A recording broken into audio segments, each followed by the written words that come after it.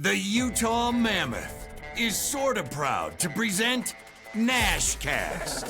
What the is a Nashcast? Nashcast, the only hockey show on the planet. Hosted by a human speed bag, fourth line wannabe, healthy scratch, schnozzy moto, Tyson Nash. Who the hell is Tyson Nash? Never heard of him. And the baritone with a brain, the velvet hammer, Mr. Silky, Tono Suave, the radio voice of your Utah Mammoth, Go Blue! Mike Fulta. Oh, Captain, my Captain! Nashcast begins now. Ready for takeoff. Here's Tyler Ganoush and Mickey Foghorn. Wait, what?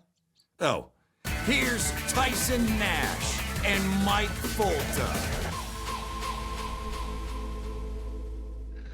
Well, welcome back, everybody, all our listeners. Boy, do we got a show for you today, Fultz. What is going on? You got the Mammoth hoodie on. You're looking sharp. You're looking fresh, my man. Fresh. How was the week, buddy? It's been great. A lot's happened since we had our last episode with Matt McConnell, Nasher. Well, it was Wednesday night when the JJ Peterka trade dropped. So Utah adds a scorer. We'll get into that here in a sec. And we had the NHL draft as well. So not much is going on. Yeah. So just a little bit. It is kind of funny how like the off season, there's not much. And then all of a sudden, boom, we get a ton of stuff happening here in the span of a couple days. And by the time we release this, free agency will have already opened up. That starts, July 1st. So a lot of stuff going on in the hockey world right now. And we're going to get to a lot more stuff here in this episode. We've got some great guests. We've got some great guests in future episodes as well. But boy, we're loaded today, Nasher. I know it's like the peak of the off season, but we're rip roaring and ready to go.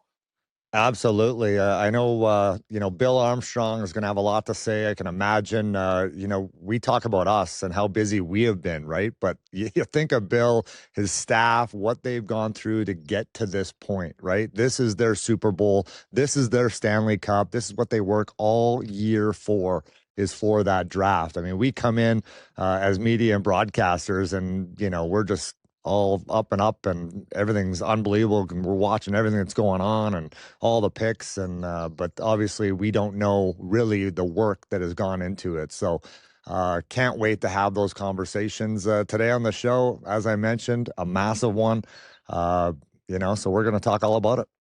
Yeah, we got Bill Armstrong coming up, and we got Utah's 4th overall pick, the first ever Mammoth draft pick, Caleb Desnoyers. And I think I'm getting that right, Tyson. Caleb Desnoyers. He's got an English version and a French version, but we're going with the English version. Caleb Desnoyers, great kid. Awesome to talk to him. Super well-spoken. I was just so impressed, Tyson, with the way that he carried himself. Bill talks about the confidence that he exudes, and I think that really came through. Even though we were doing a Zoom-type interview, you could tell the confidence that this kid has, but also the personality and just how kind and respectful he is. I think Utah got a real gem of a human being as much as a gem of a prospect. Yeah, without a doubt. All we've heard is great things about this kid, how he handled all those interviews, all the questions, the rapid fire, just the exhaustion of it all, right? I mean, I never had to go through that as a player. Nobody wasted their time as I was a 10th round draft pick with the Vancouver Canucks. But, these kids, that just what I love about him, obviously, is first of all, is his numbers, right? You look at the numbers that he put up in an unbelievable league, right? That's, for me, one of the best development leagues in the world, the CHL. And this kid has got some size to him, which I love. Which I think the Utah Mammoth is going to need long term. He's a hound dog as well, offensively, right? His defensive game is probably an area that I think he's going to want to work on, especially under Coach Andre Turney. We know that. Everyone, it doesn't matter if you're Clayton Keller or if you're Caleb, you're going to have to play defense. You need the 200-foot game in order to win in the National Hockey League. But these kids also, and we've seen it with Logan Cooley, Dylan Gunther, these kids come in like bone racks, right? They're skinny little kids. So the development it starts with the physical aspect of it. We know they got the hockey sense. We know they have the skills. That's only going to improve, but they got to get some size on their bones to play, the pro level. You mentioned the development starts, and I thought you made a great point in one of our past episodes, and you talked about this on our Mammoth Plus stream for draft night. But this is just the start, and I think Caleb echoes that as well. Even though it's an accomplishment to be drafted, right, and to earn that 4th overall pick, this is just the beginning. And this week we get to see some of these prospects in development camp and things like that. And I know that the coaching staff and the organization, they don't want these kids to feel pressure in development camp. They just want the kids to come in, right, and be good teammates and kind of see who the leaders are and get to know people within the organization, things like that. But I mean, Tyson, tell us, as a player, you're putting on your best face, and this is like your first impression with the organization, right, coming to one of these camps.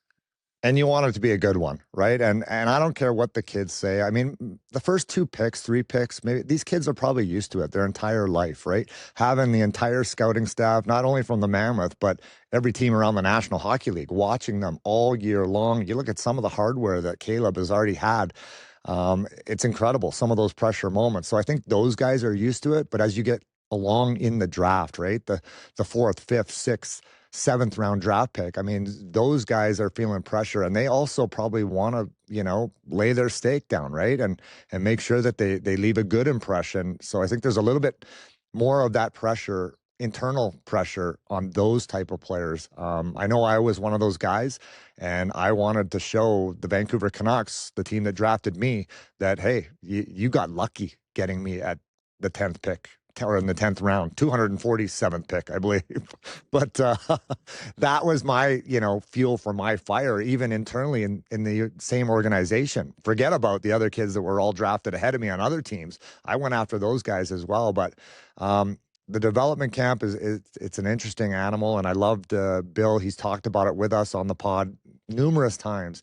He doesn't want them to feel pressure. It's not so much about what they do on the ice. It's just about finding their character, right? And laying the lay of the land down for these kids, that this is how we work in the Utah Mammoth. This is how it works, and get in line. So I can't wait for that to all play out. When you were trying to make a statement at those camps, when you're first breaking in, for you've told us how you were trying to run guys, right? Or jump into a fight or something like that. But for some of these, like a Caleb Desnoyers, a 4th overall pick, he's the guy instead with the target on his back. Have any of those players ever shared with you, or have you talked to them, the higher draft picks, like what those camps are like for them? Because maybe they're not trying to run somebody through a wall, they're trying to score a goal, right? So do they feel that pressure offensively, you think? I think they have to. That's just how we're wired, right? I mean, you're just wired that way. I play cards. I want to win. I mean, it's what it's all about. You never want to be embarrassed. I'll tell you a quick funny story, folks.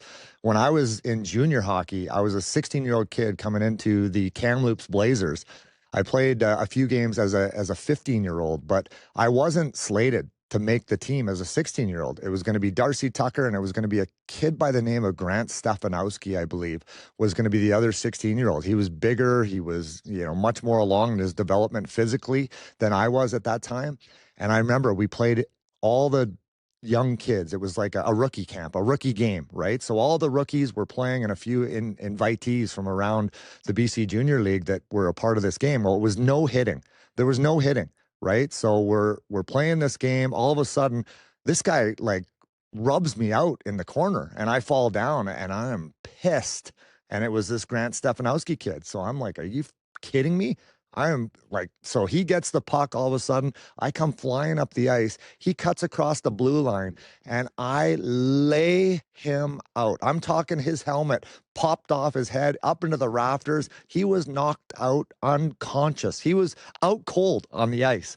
I'll never forget it. You could hear a pin drop in the building, and I'm like, oh my God, whoops. I guess I hit him a little bit too hard, and I got ripped. I absolutely got ripped by one of the assistant coaches, Don Hay, and our general manager at the time, Bob Brown, and he was like, "What the hell are you doing? You just murdered this kid. There was no hitting." I'm like, "Well, he hit me in the corner earlier, so what do you want me to do?"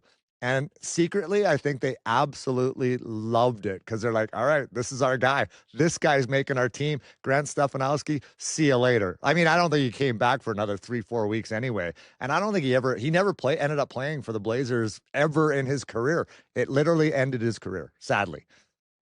Well, tough one for Grant Stefanowski, just getting absolutely buried by Tyson on our open here. Holy, we got to get him on to tell his Yeah. side of the story.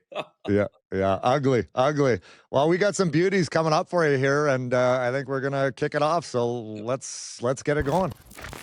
All right, we've got with us one of the newest members of the Utah Mammoth, selected 4th overall, the first ever Mammoth selected in NHL history, and that is Caleb Desnoyers. Caleb, congratulations. Welcome to the Nashcast. First of all, how do you want us to say your name? It's a little hard for us Anglophones. I feel like you guys can call me Desy. It's going to be easier, but you go by Caleb Desnoyers.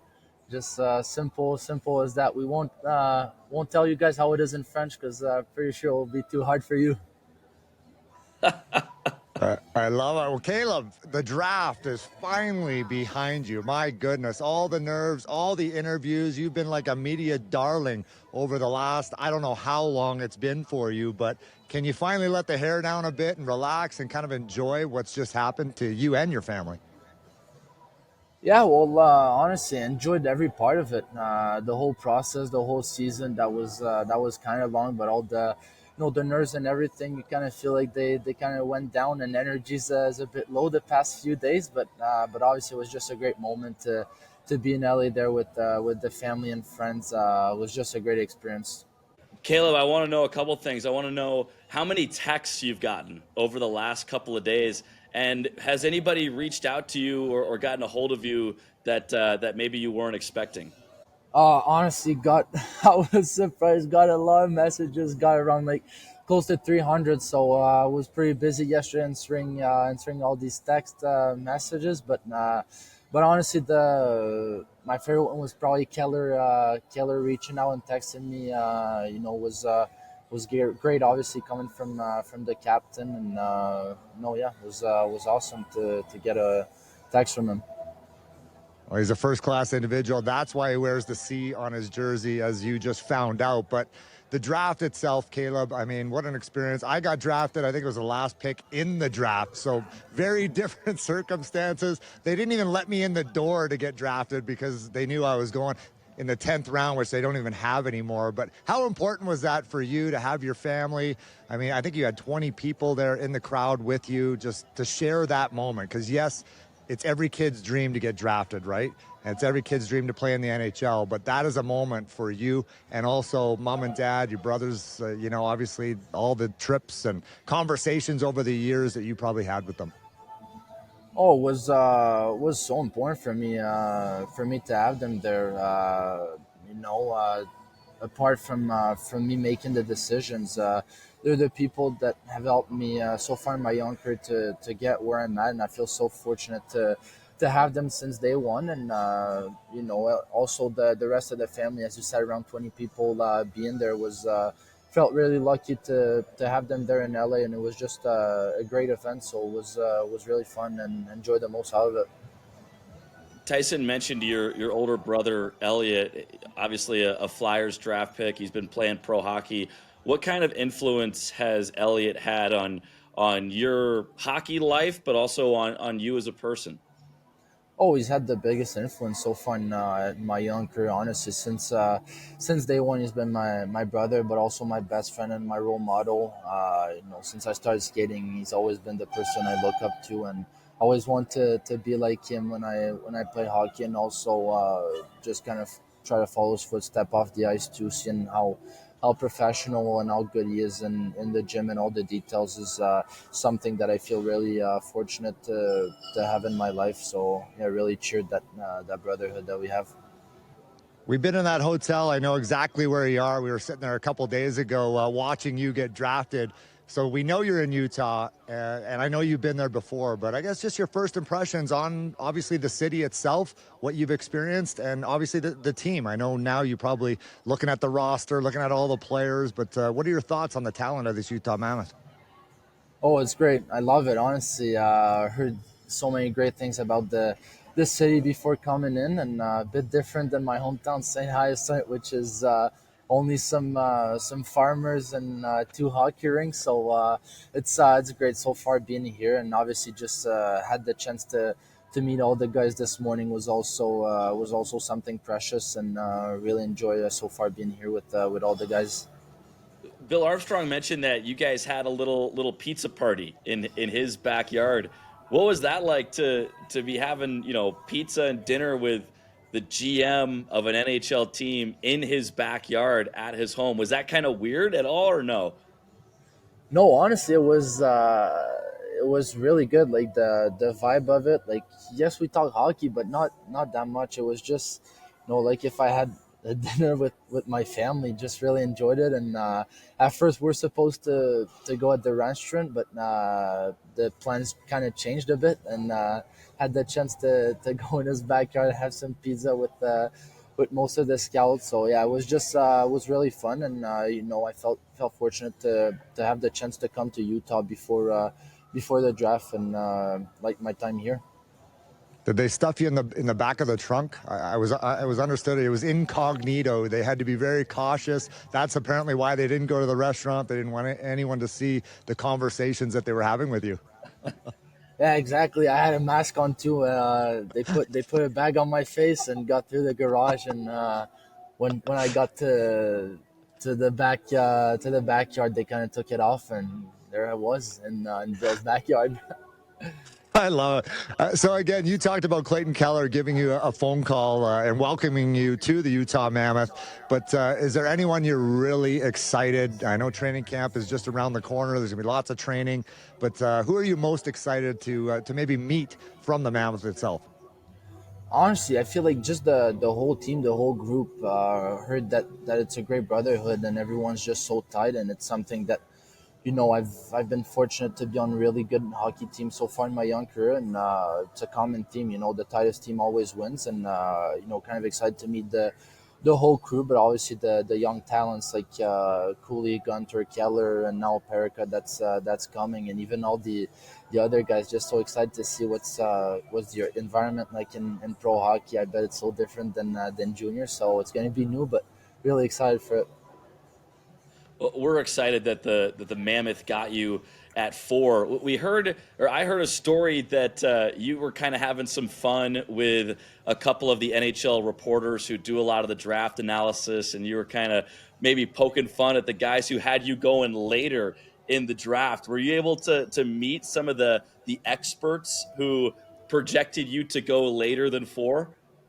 Yeah, yeah. I bet I know who you're talking about, but yeah, kind of when I went on the rooftop at the hotel after the draft, I kind of saw some guys of Sportsnet, and when they said congrats, I just said, yeah, well, you were wrong, and like just joked about it a bit, but obviously everyone has a different opinion of every player, but just kind of said it as a joke, and I was just so happy to get drafted by Utah. Obviously the number is a number, but for me the most important part was to be in a really good organization, and honestly I'm a bit biased, but in the best organization that I know so far.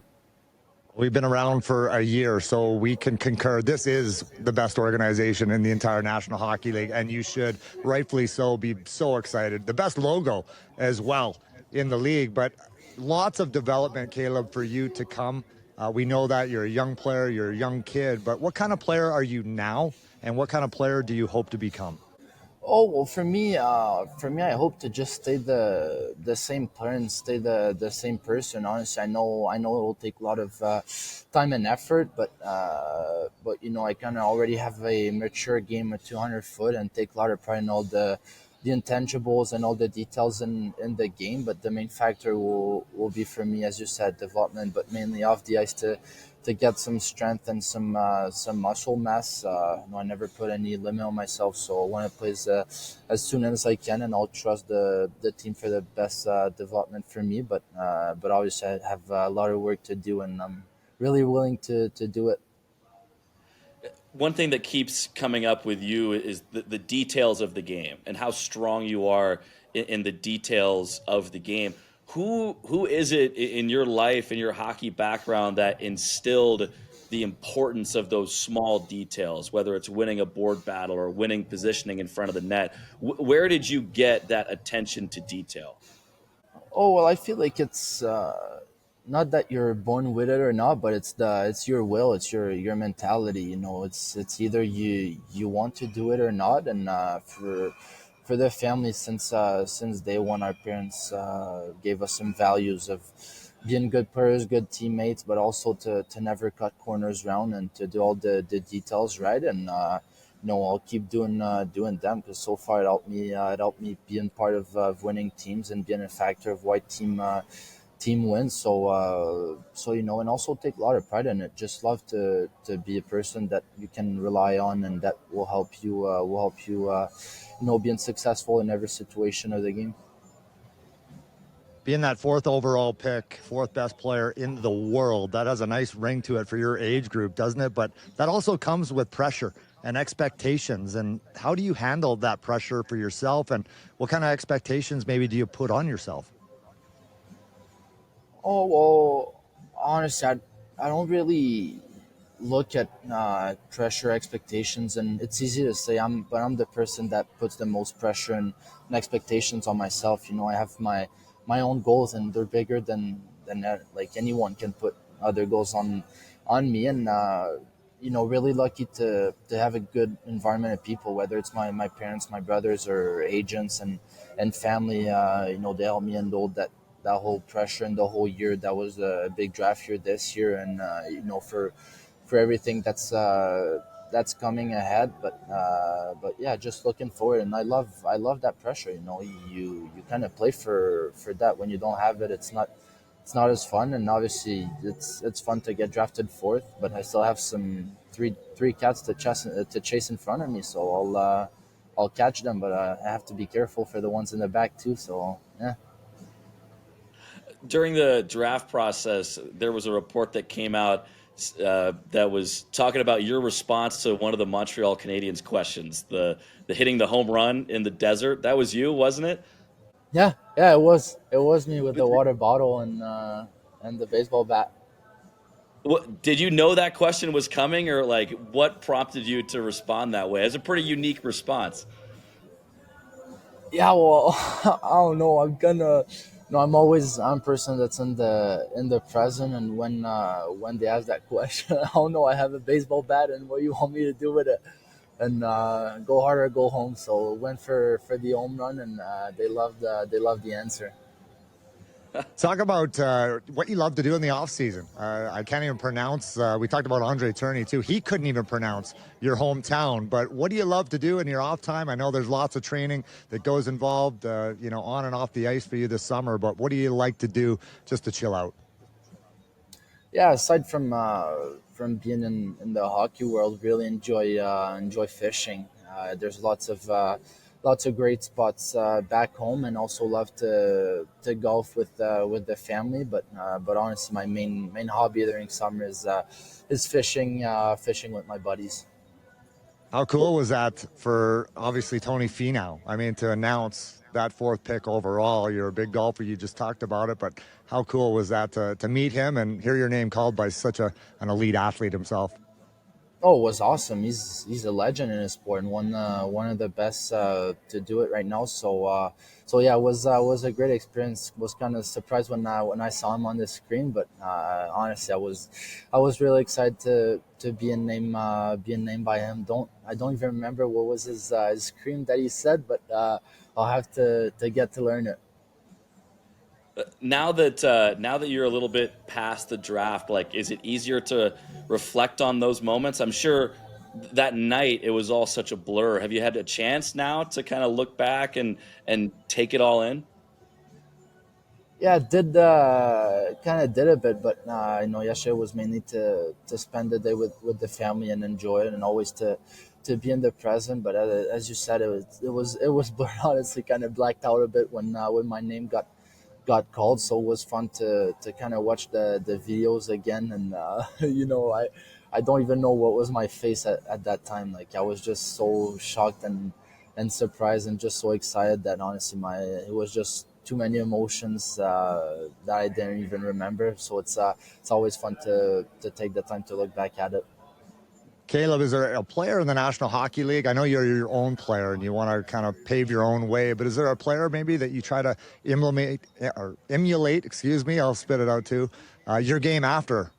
Yeah, type of Jonathan Tays, versatile player that's a good leader and makes the players around him better. And he's also had the chance to win almost everywhere he's been. So yeah, really love to compare myself with Tays.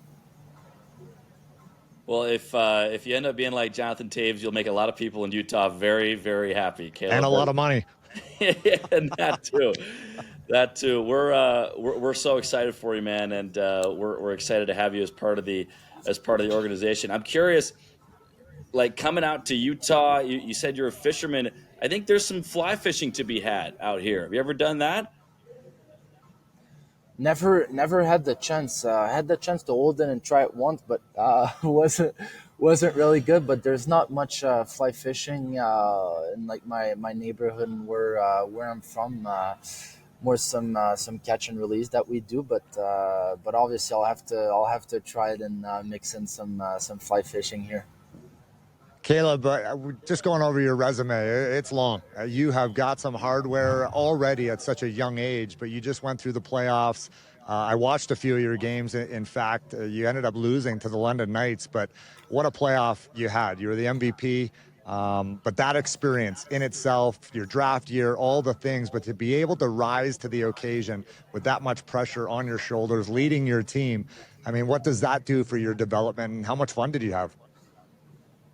Oh, I had so much fun. I love it. My coach Gardner McDougall told me one thing started the year, and it's that one thing you can buy in the hockey world. It's experience, and just feel so lucky and fortunate to have all that experience that I can bring over in pro hockey, and that I don't have to learn it in the first few years. I know how to win and what it takes right now. I know that it's different once you get to the NHL, but obviously it's just a mentality that to what to adapt when you get to these tough moments, and obviously just enjoyed it, and really loved every moment this year with the Wildcats and with Hockey Canada so far.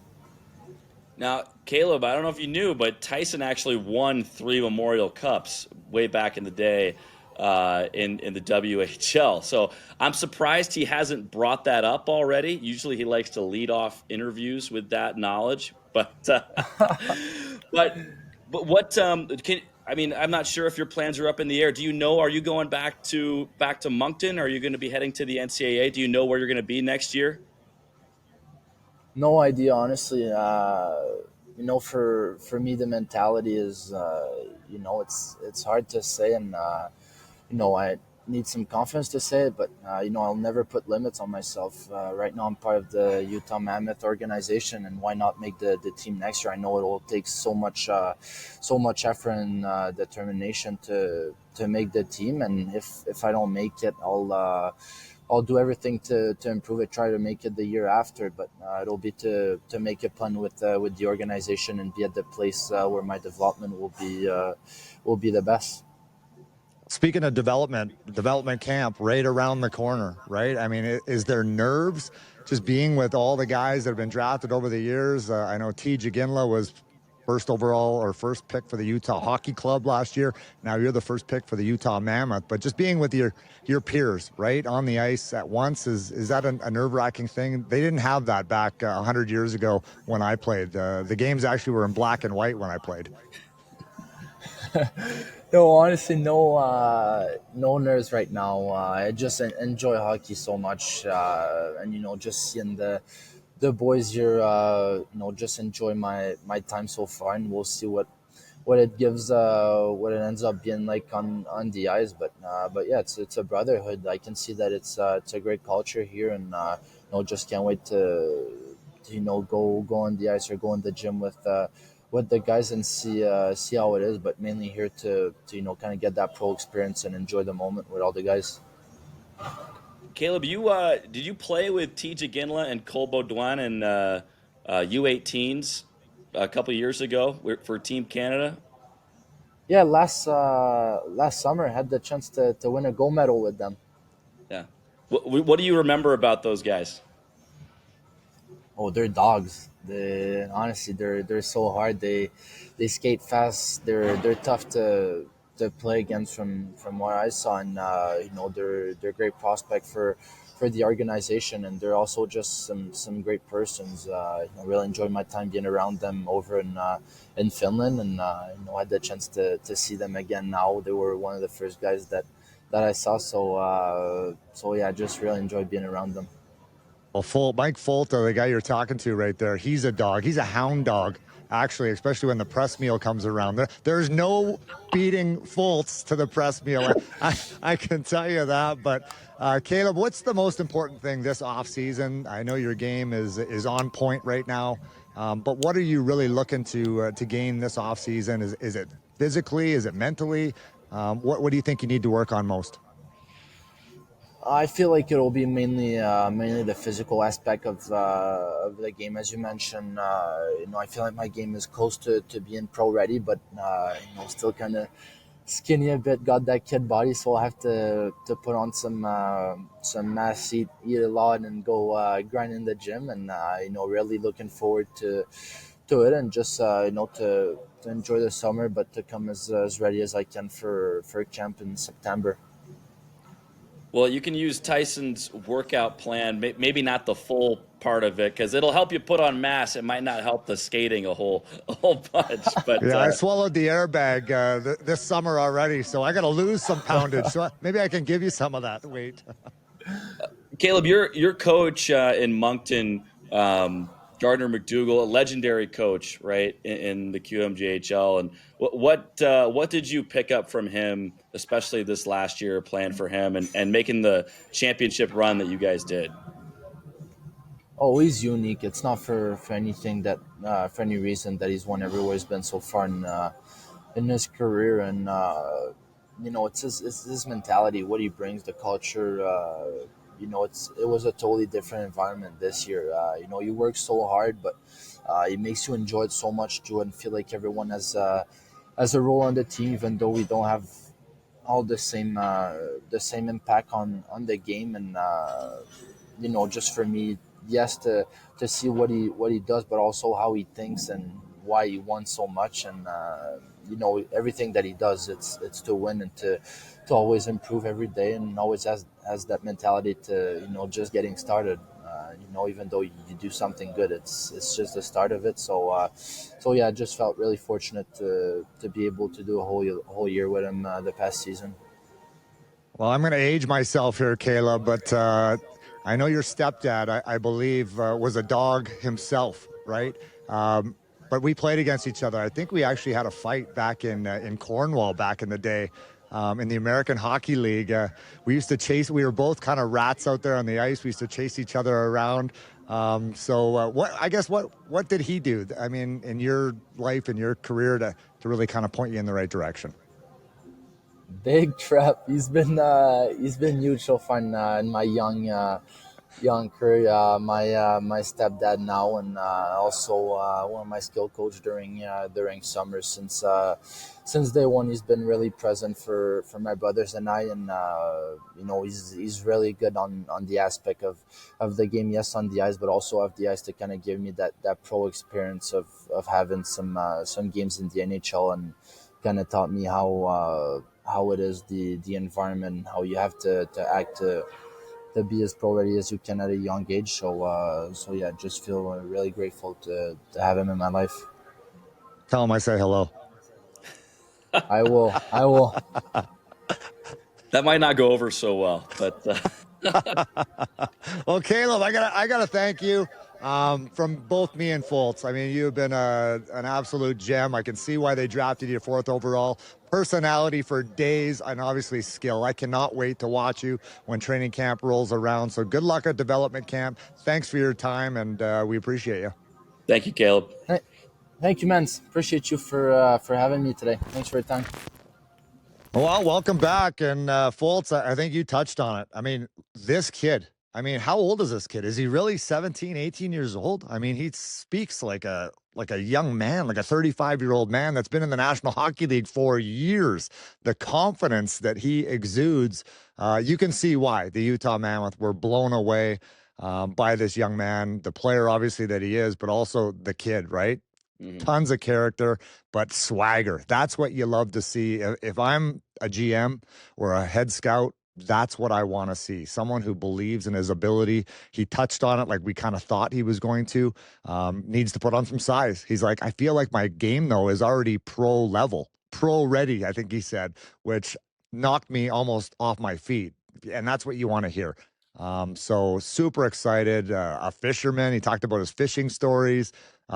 This kid is the full package, as he needs to be at being that 4th overall pick in the 1st round. It's a big one. It needs to work out, and I think it will, Fultz.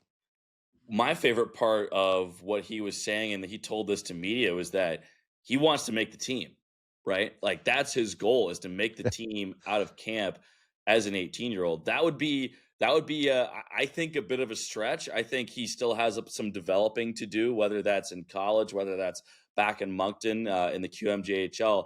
But I love the moxie that he had to throw that out there and to vocalize that goal of like, hey, I'm not just going to be a passenger at this training camp coming up in September. I am going to try and make this team. And so that's super exciting. I think Tyson, one other thing, he's a winner. Like he dragged his team to a championship in the Q, and he wasn't even 100% during all that. MVP. He was the MVP.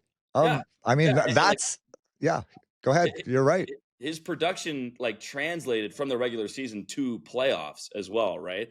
And so he was dominant in those playoffs, like you said, the MVP. And it's another winner that Bill Armstrong has brought in. You look at the winners they brought in last year in free agency: Kevin Stenlin, Ian Cole, Mikhail Sergachev via trade, Oli Mata via trade, like guys who have won Stanley Cups. And now they're trying to add those winners via the draft as well. And I think this team is really making it a point to bring in players who have that championship, that winning pedigree. As Bill likes to say, you don't teach a baby shark how to bite. Winners just win. And you got guys like Keller and Cooley who were winning with Team USA this last summer. So that's good that these Utah players and prospects have this winning pedigree, which for a long time in Arizona they didn't have, Nasher, as you know. Well, we got him again. And Bill, I got to ask you, not much sleep before the draft. We know that, but you must be sleeping like a baby now. It's been just a great experience for our staff to kind of get in there and land him at 4. We were so excited about the pick.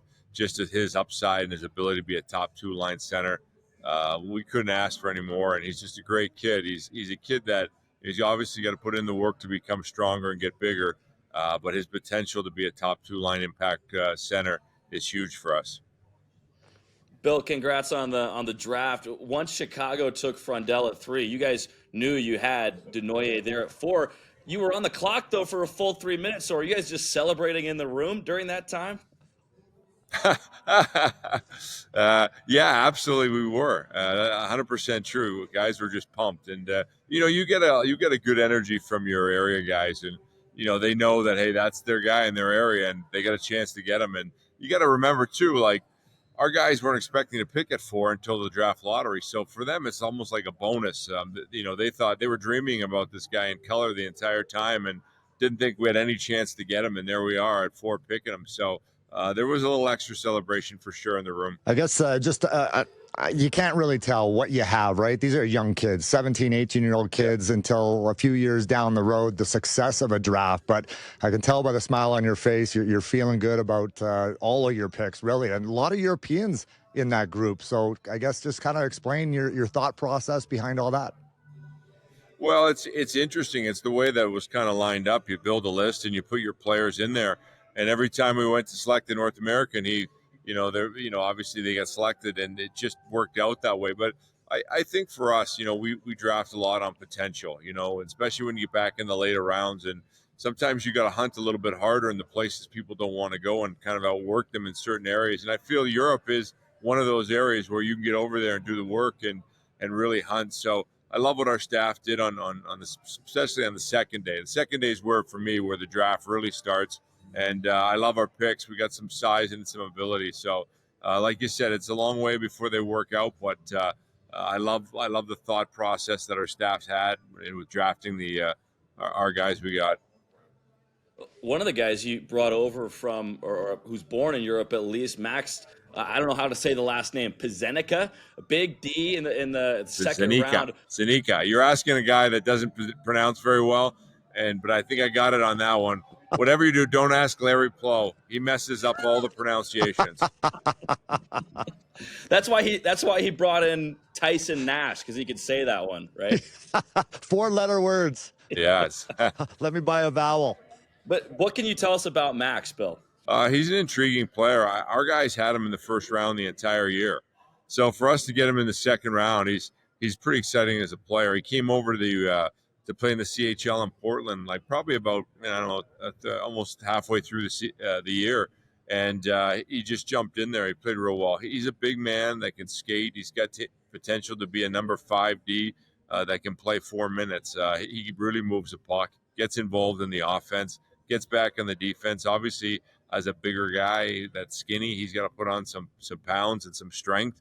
But the way he plays and how light he is on his feet, he's a force out there. He can cover a lot of ground. Again, I want to go back to Caleb. I mean, this is a kid so talented. I've watched every highlight reel that's on Twitter and Instagram. But in your mind, what makes him so special, Bill? I think it's his ability, to do the high-end things.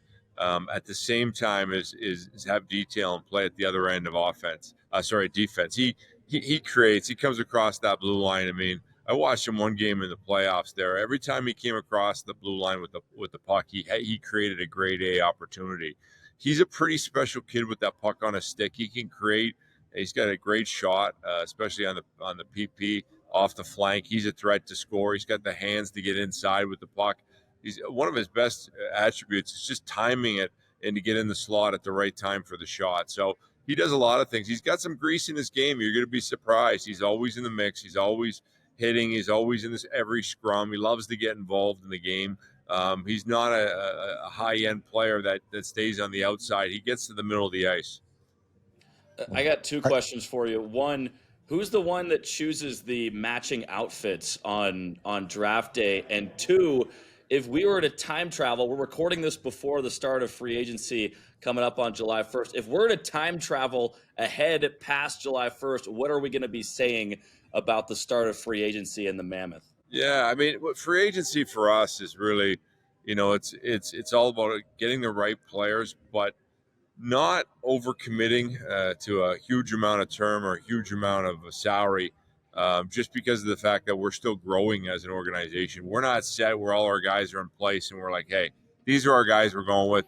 There's a guy there for 7 years. We'll invest, $49 million in them. For us, it's more about filling some holes with some free agents, getting them in there to kind of complement some of our young players and maybe give us what we don't have right now. But free agency, there's a lot of teams that win the summer. They don't win in the winter. We want to be a team that, puts in free agency to make us better and add in what we don't have. And eventually we will have it with our draft picks. It's just going to take some time. So we're buying time for our team to get to that. Trying to get into the top 10 of the best teams in the league takes a little bit of time. Eventually, when we do that, we'll do it with our drafted players and we'll have to make a few tweaks here and there. But for the most part, it'll be done by our drafts. Bill, is there an age that you're kind of looking at? I mean, you look at some, and I think you've touched on this before as well. Like, you got to be careful, right, with the Logan Cooley's and the Gunthers and all the guys that get those big minutes, because that's how they develop. So when you do bring in a free agent, I guess you got to be cautious, right, that you don't want to, stunt the growth of all your kind of foundational pieces. Well, I think their agents around free agency forget how old the player actually is. They're all like they come at you like he's 22. You're like, hey, this guy's like 37 years old, you know. But there's some players that get better with time. Like Jamie Benn, like he's a better player sometimes now than he's ever been. So the Pavelskis of the world too. Like those guys just have longevity. So there are guys out there that can help you, but you do have to be very careful of the age because you don't want. I'll tell you a story. When I first came in as GM, I go to breakfast with this young man, and we drafted him, and all he did was not draft him. We signed him as a free agent, and all he did was talk about his retirement. I was like, "Oh my God, this is not gonna end well here." He came to retire early, so we want to get guys that have something to prove, and they're going to benefit and make us better, and buy into our culture, and really kind of push that envelope to take the next step. I guess sorry, buddy. I got one more. My agent by the way, might be calling you because I'm looking to get back in the league. So don't be surprised. But Bill, was there any sleepers in your draft this year that fans should be looking out for? That you're like, wow, this guy's a sleeper. Keep your eye out for this guy. I think our staff was probably really excited at the fact that our third pick, and I'm going to butcher his name, but it's Hawk.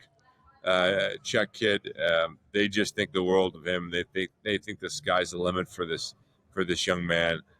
He can fly. He produces offense over there. He plays down right behind the pro division in an amateur setting, but they love him. So I'm really anxious to see what he looks like when he comes to camp. He's our third pick in the draft, so see if we can get a steal. Bill, we know you got to head over and talk to the media here in a bit. We appreciate you taking the time and appreciate all the insight during this lead up to the draft and free agency. And Bill, one thing too, I want to say thank you. I know you were walking around with Simichev the other day. It was like your newborn baby, right? You're like a proud papa walking around, having him shake everyone's hands. The big meat hooks on this guy. I mean, unbelievable. I'm excited.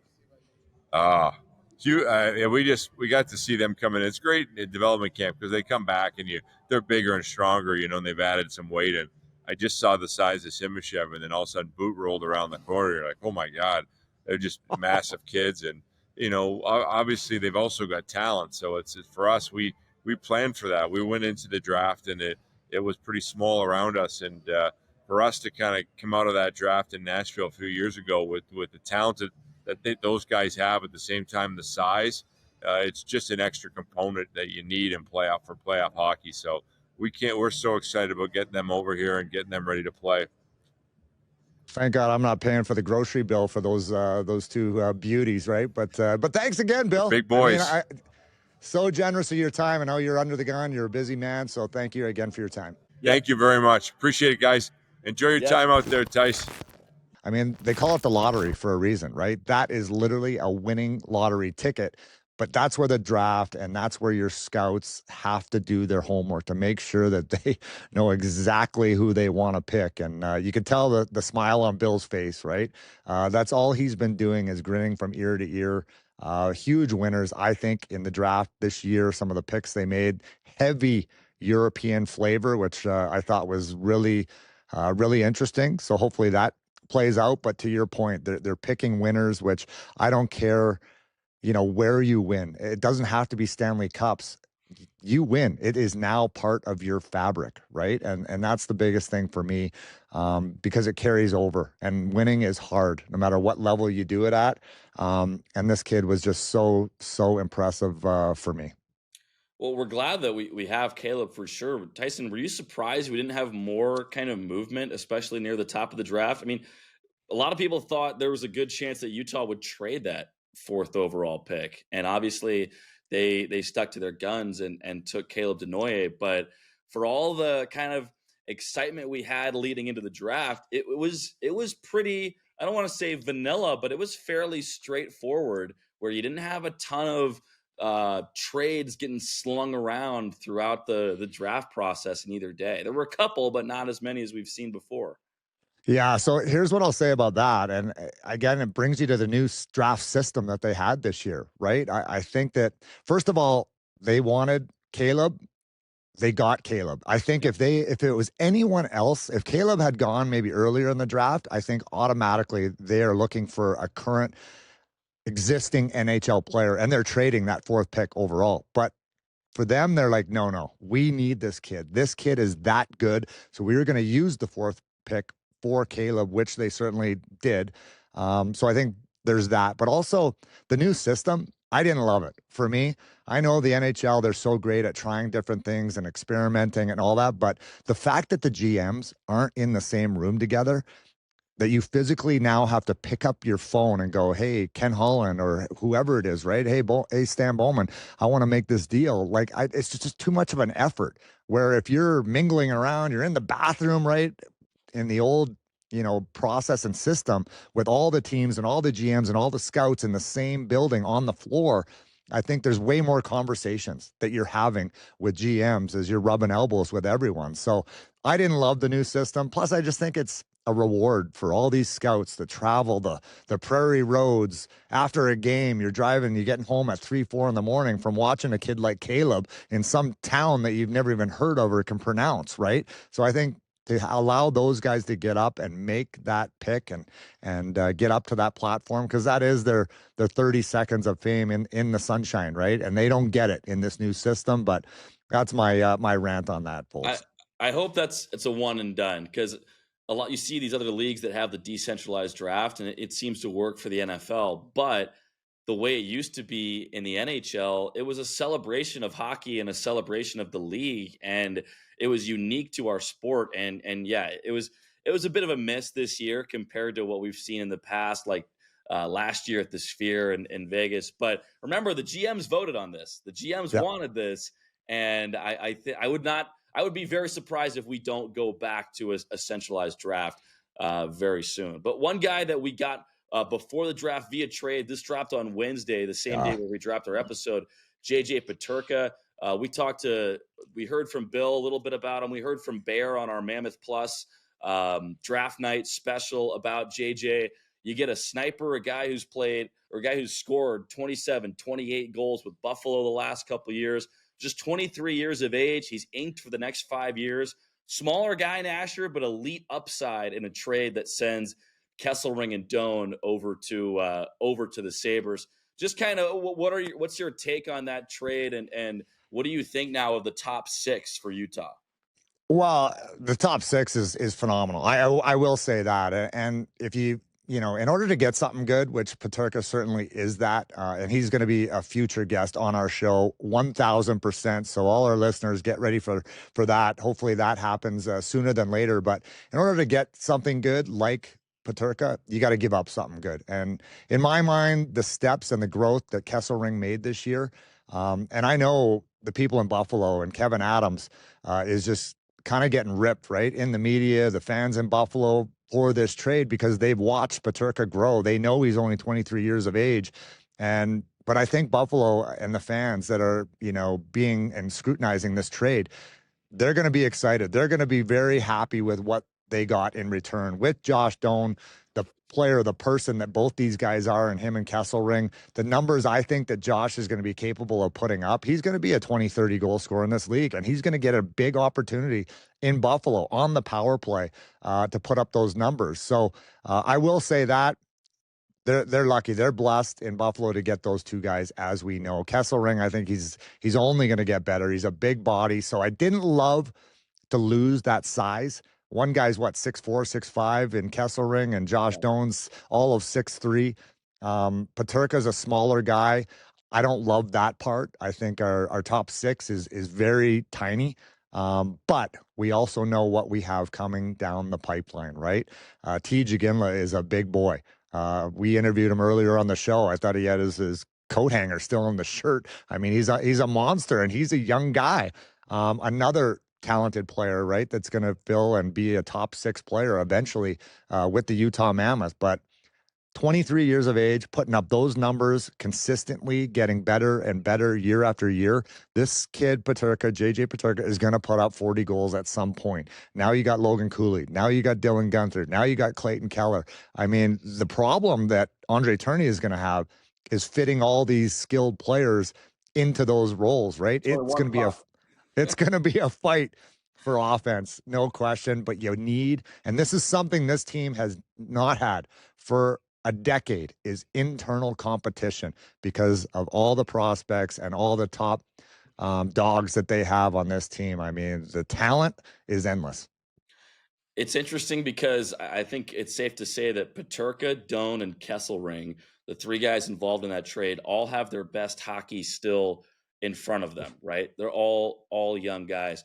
The fact of the matter is, though, there's just fewer guys who are capable of putting up 27, 28 goals like Peterka has already done. You say he's potentially a 40 goal scorer. I think without a doubt he's going to get there at some point in these next couple of years with Utah. But there's just fewer guys that can do that than the Kessel Rings and the Doan, right? It's like it's just a scarcity thing. And it's kind of funny looking at social media.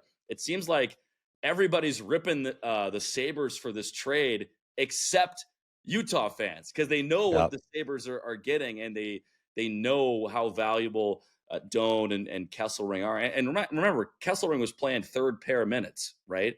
He's going to be a top 4 guy in Buffalo. Josh Doan was playing bottom 6 minutes, was down in the minors for half the season. And he's going to be a much bigger piece with the Sabres, who are trying to crawl back into things out east. But and that kind of leads us. That kind of leads us, Fultz, to, and I know Bill touched on it now with free agency. I mean, what's going to happen? And I think all of us, and he's not wrong in the thinking that you do still have to kind of be a little bit patient, right? Because the Coolies and the Gunthers, and I hope they prove us wrong. I hope they are ready to win and not only get into the playoffs, but do damage in the playoffs, right? So that's the next step for the Utah Mammoth. And they've talked about it. Andre Turney, Bill Armstrong, it's playoff time, right? So this has been a team that's been rebuilding and retooling and restocking the shelves. No more. So now the pressure and the clock starts. But you do have to be patient. You don't want to bring a free agent in that kind of messes up the entire chemistry and starts taking and stunts the growth of guys like Cooley and Gunther, and taking ice time away from those guys as the lawnmower drives by here on the golf course. I apologize, but I can't wait to get out there. But anyway, you got to be patient, right? Fultz is, I think, the message from Bill Armstrong still. You don't want to make a knee-jerk move that hurts your club down the road. Are you playing 3 from the backyard here, Nasher? Is that where your drive went? 4. Yeah, my ball is somewhere in Ray Whitney's yard here. So that was from yesterday. And by the way, my goodness, I had these customized balls, Fultz, the Nashcast balls with my giant schnoz customized and painted and baked right into the Pro V ball with my old number 9 on it. I shanked 2 in the bush immediately out of the first sleeve that I grabbed. I was so upset. I've never looked harder for a ball in my life because I know what those things cost, and we know our budget, right? We're pretty frugal around here on the Nashcast. Well, you had I was hearing the stories. I was following along with your round on the app. It looked like you had a pretty monstrous drive at one point. Did those things slice through the air? That nose makes them more aerodynamic or something? I mean, aerodynamic. That is beautiful. Tell us about that drive. You were joking about it with us before. Yeah. So those balls, I mean, I've never used Pro Vs. I mean, these things they're like rocks. It was just extra pop in the ball. It was like a corked bat almost hitting these things. So I teed one up, and if you haven't seen it, it's still in the next, what do we got? Another 16 hours of it on Instagram, on the Nashcast. It was the giant nose ball. I crushed this baby. Like literally, it must have hit a sprinkler head and bounced up onto the green, but it was about a 300+ yard drive. And there was a group putting on the green. I'm like, I'm safe to go. I never get it there. Well, a little extra juice on this one because I absolutely piped it right down the middle, rolled right up on the green, and they're like, what the heck is going on? Are you kidding me? And I'm like, you should be applauding me. I've never done that in my life. So I still made a 4. So I three jacked that one, 3 putted it, but it was a beauty, buddy. Oh, that's great. I was playing with our producer Adam the other day, and I bladed and I suck, right? Like I'm trying to break 90 for the first time. I'm a hack out there. But my problem is, Tyson, like nowadays I play all the sports that I didn't play growing up. Like I played football and baseball growing up, and now I play golf and I play men's league hockey and basketball, and I We suck at saw all that. three. Is that what you call that? Were you actually playing hockey? I wasn't sure what that was. I thought you had your snowshoes on there. The only video, Fultz, that you posted was you walking off the ice. There was no evidence of you on the ice actually getting a shift. I heard you were a healthy scratch, possibly. I was too busy getting beat on the back check by like a 13-year-old or something like that. This little kid's like elbowing me in the when I'm in the offensive zone. I'm kind of giving it back to him a little bit, not trying to do too much. He's a little guy, and then all of a sudden the play breaks out, and I've got cement in my boots, and he beats me all the way down the ice. Spins around, receives this pass on his backhand, and just does a little Pavel Datsuk to the goaltender. What do you know? It's in the back of our net, and that was the goal that turned the tide, and we lose the game. But -4. You ended up -4. Is that true? something like. I mean, I might as well have been. You walked off with a green jacket. I'm a great teammate, though. I'm a great teammate. Yeah, green jacket. I'm going to the hard areas. It's funny because I go to the back of the net and to the front of the net. That way I don't have to skate as much. So I just kind of sit there and try and knock pucks out to my teammate. But It's so like I Gretz. suck at hockey. It's like Gretz used to say, "You're good in the locker room, so that's where we left you." Exactly. I'm brutal at hockey and I'm brutal at golf. I was playing with our producer Adam yesterday down at South Mountain, and I'm off to a horrible start. I'm like, I don't know, 7 over through 3 holes or something like that, and I'm 150 out on the 4th, and I just blade this 8-iron. And I thought it went way over, and I'm looking for my ball in the weeds. I'm like, I'm gonna have to drop 4 here. What do you know? Hey, are you playing a Titleist 1? It's in the A cup. Kirkland, you mean? Yeah. Are you playing a Max Fly 2? And A noodle. exactly. I might as well have been, but I had that double circle, eagled it from 150 out. So my scorecard had like double, triple, eagle, triple, double, birdie. Like it was a comical. It was like learning shapes on my scorecard. But Well, welcome to golf, buddy. That's how it goes, and that's also what keeps us coming back, right? right. So, That's right. what a show, man! Well, big thanks to Bill and Caleb for some time surrounding the NHL draft, and it's a big time of year for General Manager Bill Armstrong, so we appreciate him giving us some insight. Free agency will have already started by the time that this episode drops, so we could have a whole lot more to talk about on our next show. We'll get JJ Peterka, big trade acquisition here in the next couple weeks as well, looking to talk to the 23-year-old German. But appreciate you guys tuning in. Remember to follow along on Instagram. That's the Nashcast official on Instagram, and Nashcast X on Twitter and X. Follow along to see all of Tyson's shenanigans and his great golf shots as well. It's not all golf though, right, Nasher? No, it's not all golf. There's quite a bit of drinking and cigars as well in that. That's the social part of it. That's where I shine, right? Not on the golf course. Absolutely horrendous. But boy, I'm fun to play with and quick. I don't look for balls unless they're Nashcast balls. So I cannot wait, Fultz. Free agency, that is my favorite time of year. The draft, yes, it's exciting. But you see these kids 2-3 years down the road. I want to see what they bring in on free agency to help this team take that next step. And nobody better for the job than Bill Armstrong. So thank you to him, Caleb, and hopefully JJ Peterka will be on the show at some point here soon, Fultz. Yep, we'll talk to him, and we will talk to all of you over the next several weeks leading up to this season and throughout this season. Keep those tusks up. See you next week.